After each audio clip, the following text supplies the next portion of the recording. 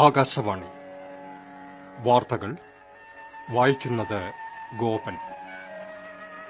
പ്രധാനമന്ത്രി ശ്രീമതി ഇന്ദിരാഗാന്ധി നിര്യാതയായ വിവരം ഞങ്ങൾ വ്യസനസമേതം അറിയിക്കുന്നു.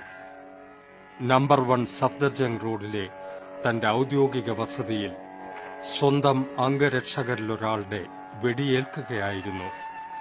ഉടൻ തന്നെ ആശുപത്രിയിൽ എത്തിച്ചെങ്കിലും മണിക്കൂറുകളോളം ശ്രമിച്ചിട്ടും ജീവൻ രക്ഷിക്കാനായില്ല. അങ്ങനെ ഇന്ദിരാ പ്രിയദർശിനി കഥാവശേഷയായി. ലോകരാജ്യങ്ങളുടെ ഭൂപടത്തിൽ ഇന്ത്യയ്ക്കൊരു സുപ്രധാന സ്ഥാനം നേടിക്കൊടുത്ത ഭാരതത്തിന്റെ പ്രിയപുത്രിയുടെ ദാരുണമായ അന്ത്യം ലോക ജനതയെ ആകെ ഞടുക്കി.